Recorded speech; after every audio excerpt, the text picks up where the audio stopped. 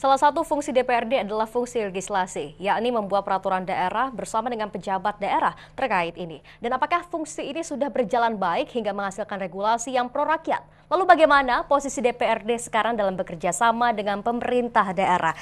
Silakan Pak Rahmat dari Nasdem. Sampai saat ini memang tadi yang sampaikan Pak pengamat Pak tadi bahwa kesenjangan antara yang adem dengan yang tidak adem, apa ada apa. Nah, ini memang kelihatannya antara eksekutif dengan legislatif ini memang berjalan bersama-sama, selalu membuat beberapa aturan daerah yang untuk kepentingan masyarakat. Kelihatannya sih memang perjalanan antara anggota dewan dengan eksekutif di Jawa Barat ini memang selalu bersinergi dan bergandengan tangan. Gitu. Jadi tidak ada istilahnya ada beberapa hal, contoh kemarin sebelumnya waktu anggota dewan baru-baru gitu ya, ada pengadaan mobil dinas. Nah, itu sempat ramai juga ya. Ya akhirnya dari partai kami tidak menerima itu karena dianggap mobil yang ada juga masih ada gitu. Hanya riak-riak sedikit selesai. Ternyata bisa dibicarakan bubar, bikinkan lagi yang baru, dan alhamdulillah sampai saat ini tidak ada persoalan, sejalan terus antara anggota DPR dengan eksekutif berjalan bergandengan tangan untuk membangun Jawa Barat ke depan. Kelihatannya itu masih cukup baik menurut saya. Oke, jadi posisi DPRD saat ini menurut Anda kerjasamanya sudah cukup baik? Sudah cukup baik dilihat dari sisi kinerja sebagai kontrol ya, sebagai kontrol eksekutif, ini masih tetap dalam koridor-koridor yang cukup baik. Oke, kemudian regulasi yang dihasilkan? Nah, regulasi yang dihasilkan kemarin ada beberapa yang memang dianggap kontroversial dan selalu tidak selesai mungkin. Ada tadi yang saya sampaikan, Perda lingkungan tentang Perda Kawasan Bandung Utara, terus Perda Citarum, segala macam memang yang sampai saat ini PR itu masih terus mencarikan formulasi yang paling pas untuk antara eksekutif dengan DPR. Bagaimana perda-perda yang dibuat untuk kepada mensejahterakan dan ke masyarakat ini tidak ada kontroversi apapun gitu. Itu kalau dari sisi kinerjanya ya. Oke, baik. Dari Partai Garuda, Pak Ikin? Ya, terima kasih Kang Rahmat, Pak Igun. Secara prosedural ya, DPRD sebutlah legislatif ini menyusun menyusun peraturan daerah sebagai fungsi legislasinya. Secara prosedural mungkin sudah benar. Saya yakin benar lah. Namun yang mungkin harus dicermati ini substansi dari regulasi itu. Substansi dari regulasi. Karena hak inisiatif untuk mengajukan menjadikan sebuah aturan itu kan bisa hak inisiatif dari eksekutif, sebut saja kalau Jawa Barat dari gubernur atau dari legislatif itu sendiri. Ini saya tidak melihat, sebut sajalah, yang berpihak atau pro rakyat, bahwa rakyat Jawa Barat adalah rakyat petani kemudian diberdayakan untuk bertani, itu pun tidak hadir. Saya melihat ini dewan kurang cermat melihat potensi yang sebenarnya ada di Jawa Barat. Nah, mestinya regulasi ini juga mengarah kepada bagaimana membangkitkan ekonomi di Jawa Barat, bagaimana Jawa Barat menjadi daerah produsen bukan konsumen. Semua impor tapi jadi produsen gitu ya. Itu kan ada modal yang sangat tidak bisa dipungkiri bahwa Jawa Barat adalah daerah pertanian yang sangat subur, namun hari ini belum bisa memakmurkan.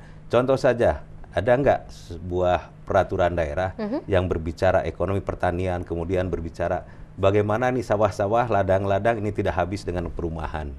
Bagaimana sawah ini justru darat ini bisa diairi dengan irigasi. Kan nggak ada. Artinya saya melihat ketidakhadiran pikiran tajam ini dari para anggota dewan, ini yang masih harus dibangun.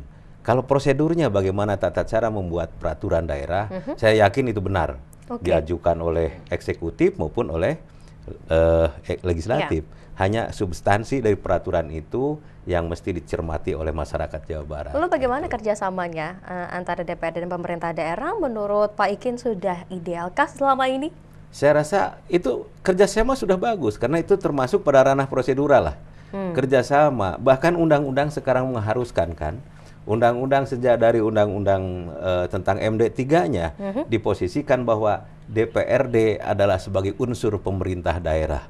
Jadi kalau dulu DPRD punya tugas legislasi, kemudian pengawasan dan budget. Nah, sekarang ditambah fungsi dewan itu juga mesti bertanggung jawab atas penyelenggaraan pembangunan di daerah. Karena sebagai unsur pemerintah daerah yang tidak bisa dipisahkan.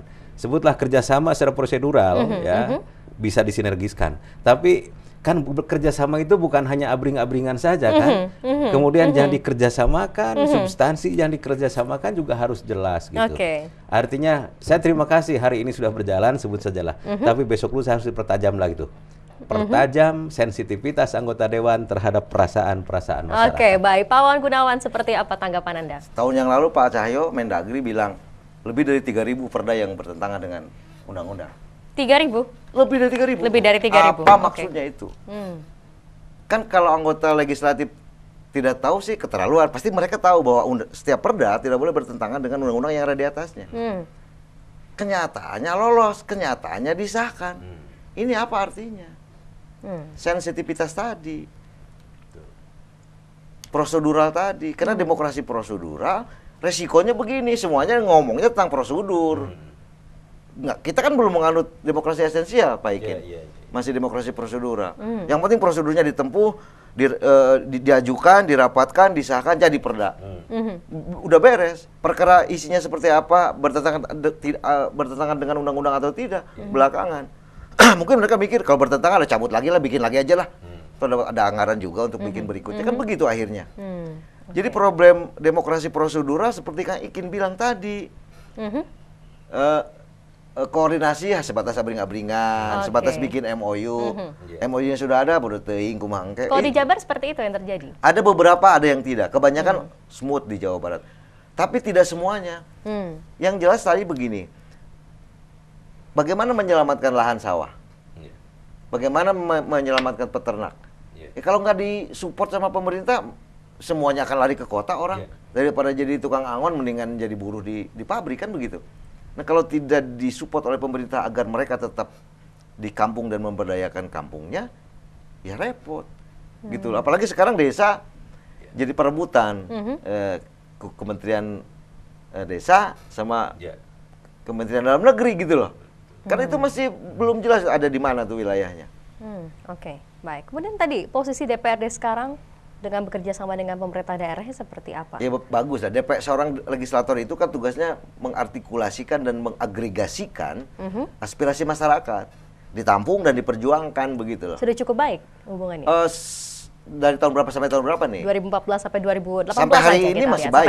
Sampai hari ini masih baik. Sampai hari ini masih baik. Karena saya pernah ikut juga penelitian di dalam legislatif di provinsi, agak tahu sedikit begitulah. Walaupun mereka tidak mungkin membuka semuanya, tapi so far so good bagi saya. Nggak tahu berikutnya karena pemerintahannya baru kan, Pak Emil dan wakilnya baru kan. Jadi kita mesti wait and see saja. So far so good-nya karena anteng-anteng saja di DPRD kondisinya? Bukan karena antengnya. Kalau antengnya justru dipertanyakan oleh saya. Tapi kan tadi bilang ternyata masih ada beberapa PR yang belum selesai.